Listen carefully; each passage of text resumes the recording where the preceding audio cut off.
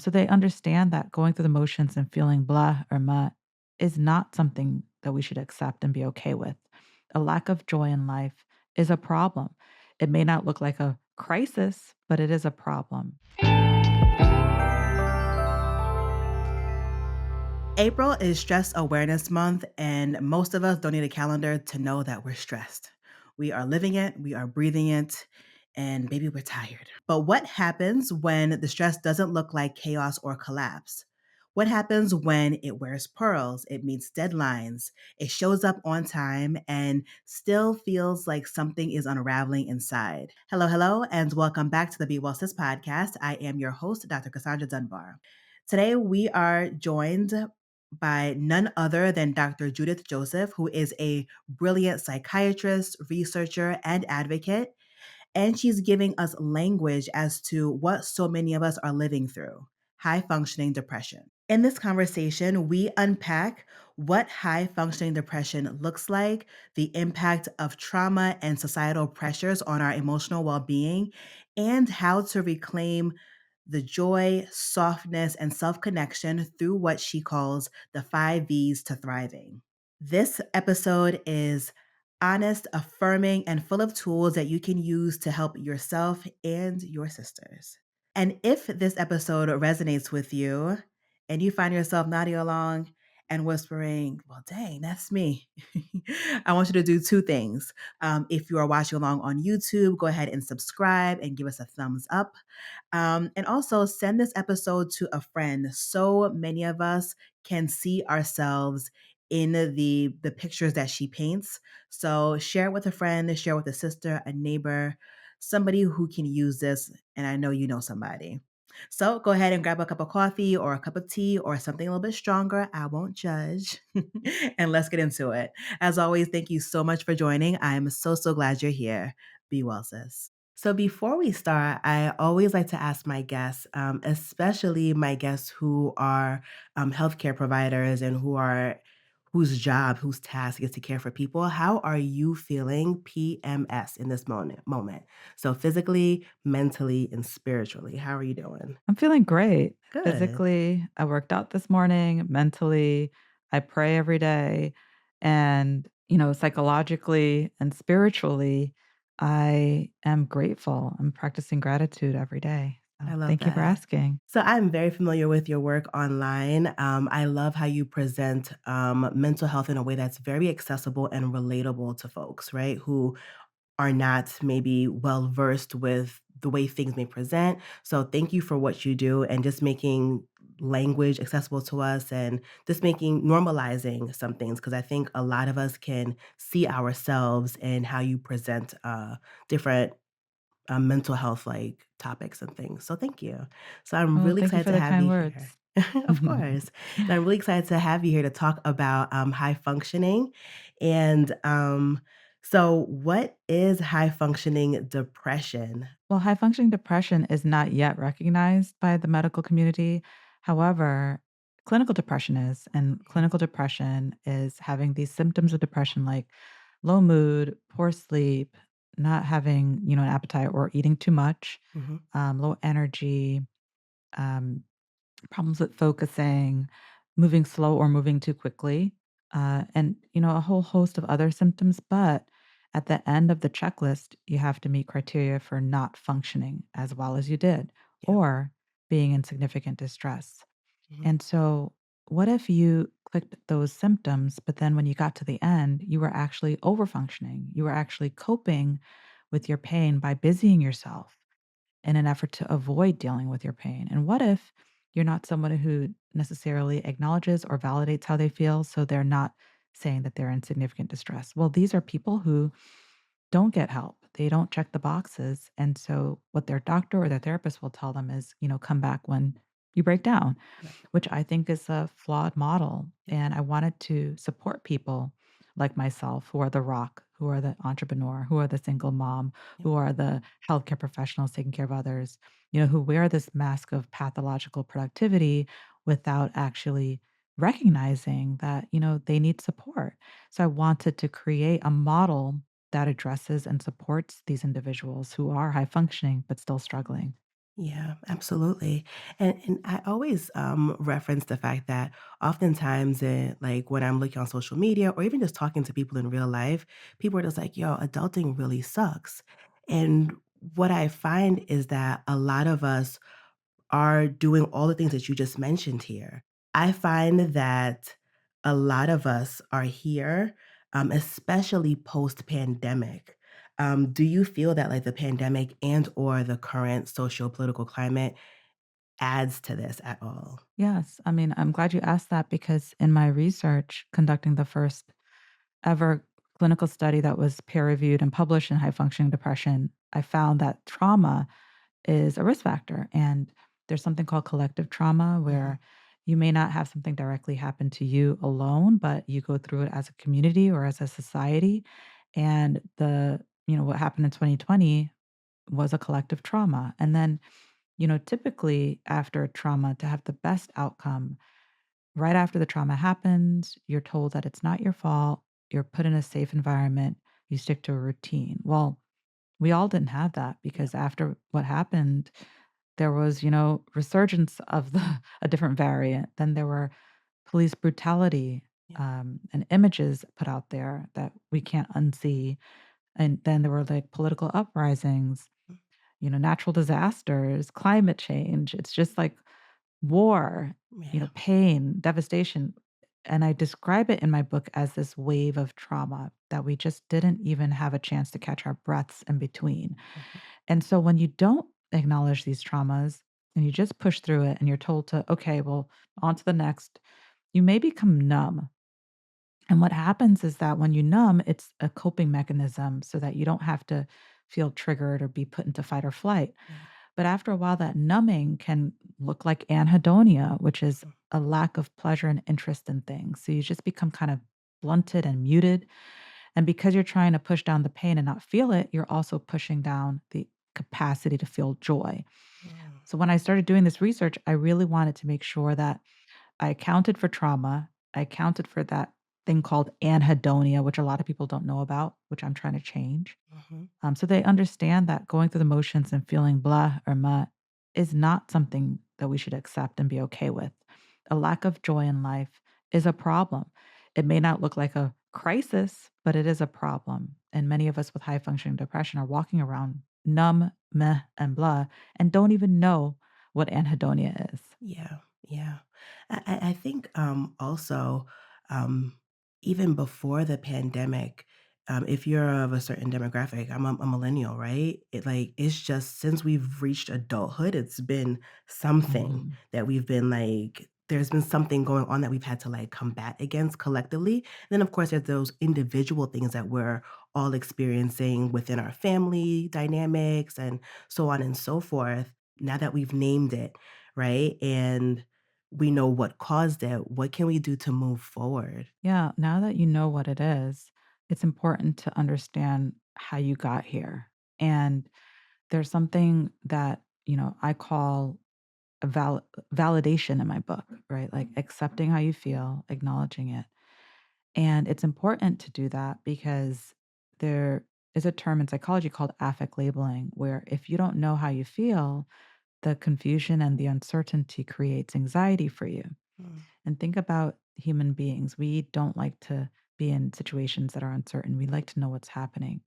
So being able to acknowledge and name the feeling, like saying out loud, I have anhedonia or I'm experiencing anhedonia, that is very powerful because it decreases the amount of uncertainty and it is a therapeutic act in itself. mm, And so what I do is I take my readers through the 5 V's to thriving. And the first is validation because many of us don't acknowledge how we feel in the day. We'll sit and we'll eat our lunch in front of our screens and not even taste it. yeah. We'll work through Zoom meetings and not even use the bathroom, although we're feeling that pain in our belly saying, you got to go, right? We invalidate all the time. And so, in order to acknowledge that you're a human being instead of a human doing, you first have to validate and accept how you feel. And the second step is venting. And venting is expressing how you feel. And that Mm, could be done in many different ways. You can talk about it, but not everyone's comfortable with, verbal expression, yeah. especially if you're neurodivergent. You can write about it, like in journaling. You can sing your feelings. Mm, or express how you feel or your experiences with music. You can dance, you can, use art. Even crying is a form of mm, expressing your feelings. So, you know, I put tools in there for people to express because not everyone has that language, no pun intended. And then the mhm. third V is values. These are things that are priceless and not with price tags. And if you were in my office, you'd see like a gazillion degrees. I used to chase the achievements, the clout, but that's not what's going to leave me feeling full and fed. That's not gonna give my life meaning at the end of the day when, I'm in my last days on this Yeah, earth. I'm not gonna say, "I wish I got a JD on top of the MD MBA," right? I'm gonna say, right. "I wish I had 5 more minutes with my daughter. I wish I had, you know, seen that sunset in Hawaii again." Like, things like that are Yeah, important. I wish I had poured into my community more, and helped yeah, people more. Those are the things that give me meaning and purpose, not the things with the price tags, but many of us chase that. We yep, think we think that if we have the house, the man, the car, the career, that that's what happiness is, but we're wrong. yeah.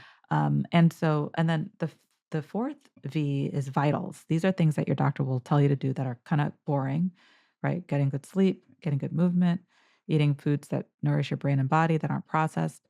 But there are three non-traditional vitals that I put in there that your doctor should be asking about. This is your relationship with people, Mm, because your relationships are the number one predictor of your longevity and your health outcomes. mm. And I don't think many people know that, or else we Yeah, wouldn't stay in these toxic relationships or truly. these toxic workplaces.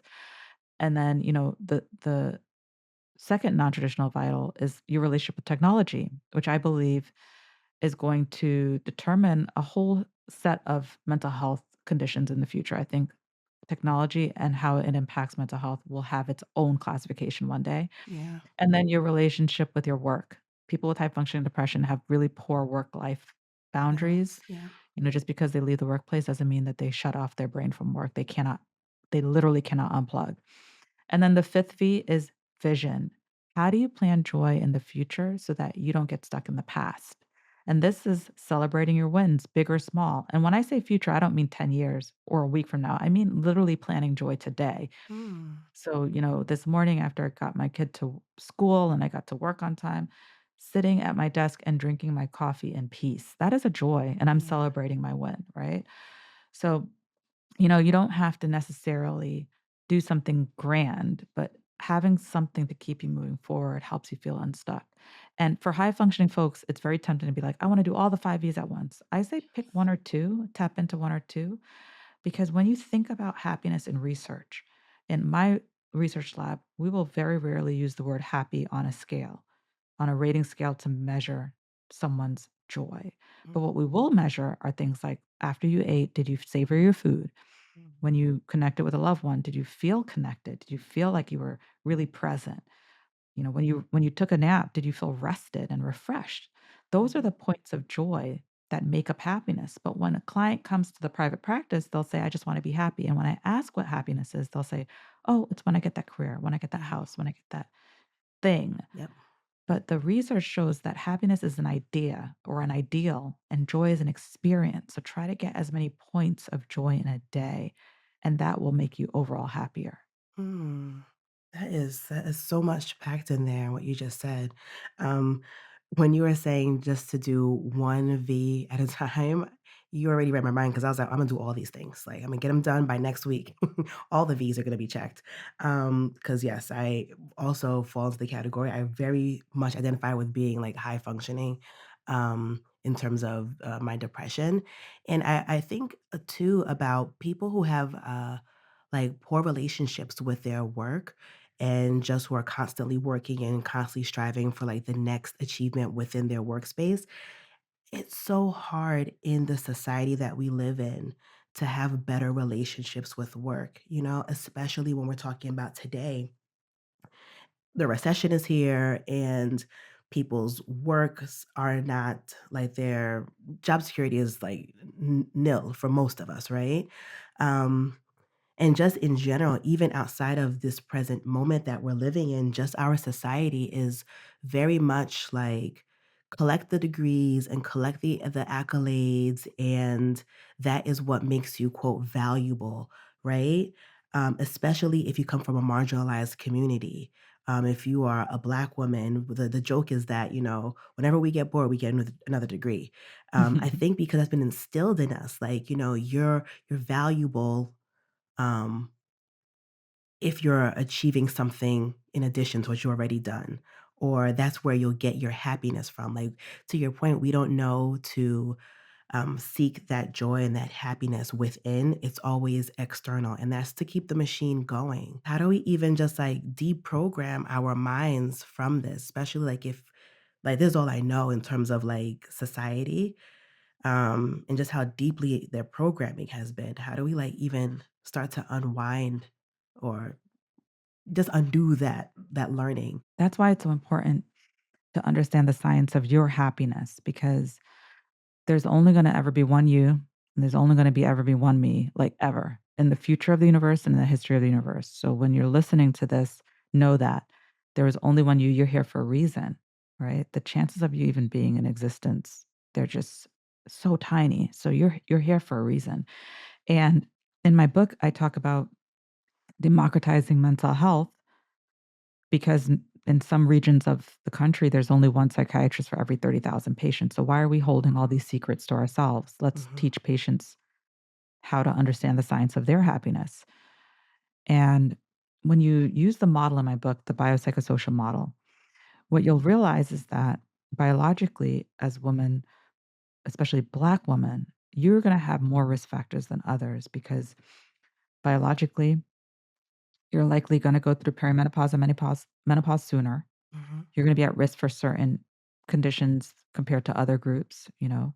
Psychologically, Black, people have higher rates of PTSD and trauma, right? And we know that there are different types of trauma, and I put the trauma inventory in my book that explains things like being rejected because of the way you look, because of your background, and so forth. So understand, what your traumas are and also understand your attachment style. And then social-wise, what is your environment like? Throughout the country, we tend to have less access to nature. We tend to have more access to unprocessed foods and Yep, unhealthy foods. yep, And then socially, like we have more microaggressions in the workplace. We just have a lot more going on. yeah, So when you understand the biopsychosocial model based on the science of your happiness, then you understand the things that are taking away from your happiness, that are making you unhappy. yeah, And so if you know from a trauma standpoint, psychological standpoint, that historically, you were told that you were unworthy and that you are not enough unless you have a gazillion degrees because you have to prove yourself more, then you are aware of that. So maybe having that knowledge will allow you to slow down and not take on that extra job, that extra project, that extra side hustle because you don't have anything to prove, right? yeah, And then socially, maybe if you realize that, you don't have access to certain things that other populations have, then you'll make it a priority to go for a walk, in a park or, go get that farm to table food rather than, eating processed foods. You'll do certain things to improve your points of joy and your chances of obtaining happiness because you finally understand the science of your happiness. That's why yeah. I put those tools in the book because I want everyone to have access to this. So what was it that inspired you to write this book? Well, I was, on the outside, very accomplished, put together. People thought, wow, she has it figured out. In Mhm. fact, I was getting so many DMs like, can you help me? I want to be like you. And I'm like, if people only knew, right? So, like, I thought, why am I like putting on this facade? Let me just try to understand what's happening in me. And I was literally at a desk giving a talk to a major health system in 2020 to these doctors and nurses and healthcare professionals who were like, I don't know what to do. Like, I'm seeing so much devastation. I feel like I'm having a breakdown. And I'm like sitting at this desk giving them tools. And I'm like, wait a second, I think I'm depressed, Yeah, but no one would know. Cause on the outside, I was like on TV talking about, mental health and like, in my professional life, I had just gotten onto this prestigious board at an Ivy League institution where I was like leading it. And I'm like running this business, these businesses having these employees and teams, and they depend on me for their salaries and conducting this research. Small child at home, husband at the time who was a frontline worker, and no one knew that I was mhm, struggling. So I thought, well, if I'm struggling, I wonder how many people are like me. Yeah. And I was teaching this course at NYU that I developed over 10 years ago, where I teach doctors how to give press interviews so that they go on the news and they talk about like a new infection or a bacteria. They have to be able to relate to the public. Mhm. So I teach them how to talk to regular people, Mhm. and they were saying, well, no one's watching the news. They're using social media. So can you teach us how to use socials?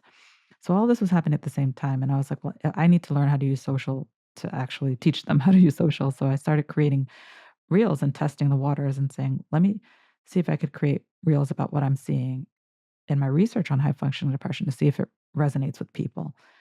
And like that video was seen like over 20 million times. Wow. I was just shocked because I was like, how is it that this is not a real condition, but it's very real for so many people? It's not just me. Mhm. And that's how I really wanted to do this work. Like, I really wanted to understand what this type of depression looked like, Yeah. you know, what was behind it, hypothesize about, you know, is it related to trauma? Is it related to people pleasing? Does it have high rates of anhedonia? And so that really, all happened at once. It was a lot of synergy. Mhm. And that's why I wrote the book, because I want people to feel seen. I want them to have access to evidence-based ways to heal Yes. and to understand the science of your Yes. happiness, because you deserve that. Curiosity is a love language. Learning about you and knowing you, that is the ultimate act of self-love. So you don't have to get the mani-pedi, which, I mean, Those no are no fine. pro I have no problem with that. Those are important too. Right. But start with the inner work, Yes. because that's what is sustainable. That's gonna last you a lifetime. And when people pick up on your self-love and you knowing who you are, they're gonna want a part of that. And Yeah. I experienced that. People are like, "There's something about you that's just different. Like, I want that." So I put that in this book, and I hope that people do find themselves and they heal and they understand what makes them so special. So they understand why they are here, that they belong here for a reason. Yes, yes. Well, I love that. So we talked a lot about joy today and, understanding what gives us joy, individually. So, what's been bringing you joy these past couple of days or weeks? Well, I'm one of 4 children, Mhm. so I've always been around people, and I can look at all the times in my life when I was the most unhappy, Mhm. and it was when I didn't have connective connections to people. And Yeah, so what brings me joy is connecting to my siblings. We're on a group chat. We chat every day. I'm one of those, like, people that actually likes their siblings, I love like, that. we get along. And then I have a team that I work with in my lab. Most therapists work alone and they're in silos. I knew that. I knew early on in my career that that would not make me happy. In fact, I started a private practice on my own and I was miserable. Mhm. And so I wanted to have a team that I look forward to seeing every day and work with every day. And we do really interesting research here. We're doing psychedelic research right now, actually, Oh, nice. looking at depression. And then, my family, I love my daughter. She's literally the light of my life, like the Oh, really like she is the ultimate point of joy. I love And that. so connecting to people that I love makes me happy. And I know that, you know, my sister, on the other hand, she likes her me time, and I have no problem with that, but I'm not that person. I know what makes me I understand the science of my happiness, and for a long time, I tried to fight it Yes. because I was reading all these self-help books like, "You should be happy on your own," and that's like for me, that's a load of BS because I can't. I Right. need people in my life, Right. and I was so happy when that study came out with the longevity that was published at Harvard, where it's like, relationships are the reason that you're unhappy. You need healthy relationships. And then the Surgeon General came out with the loneliness is like smoking a pack Yeah. of cigarettes a day, right? So I'm Oof. like, oh, that's why the research is so important, because Yes. when you see what you experience in the research and it's proven, that is a form of validation. I talk about that in my book. So it was important for me to conduct this research, Mhm. so that people felt seen, so that they don't think that their experience is like a one off. No, like this is real. Yeah. What you're experiencing is real, and now here's something that you can do about it. Thank you so much for your time, Dr. Joseph. This was such a great conversation. Of course, I'm going to add the link to buy the book in the show notes. But before we go, where can the people find you? Well, thank you for having me. I Of really course. enjoyed speaking with you today and, spreading this information. You can find me at Dr. Judith Joseph on all the socials and drjudithjoseph.com. You can buy my book, and there are tons of bonuses if you buy it. Awesome. Awesome. Awesome. Thank you for listening to this episode of Be Well Sis. If you'd like to get in touch with us, there's a link in the show notes. Be Well Sis is hosted by me, Dr. Cassandra Dunbar, and produced by Edit Audio. Don't forget to hit follow so you never miss an episode. Until next time, be well, sis.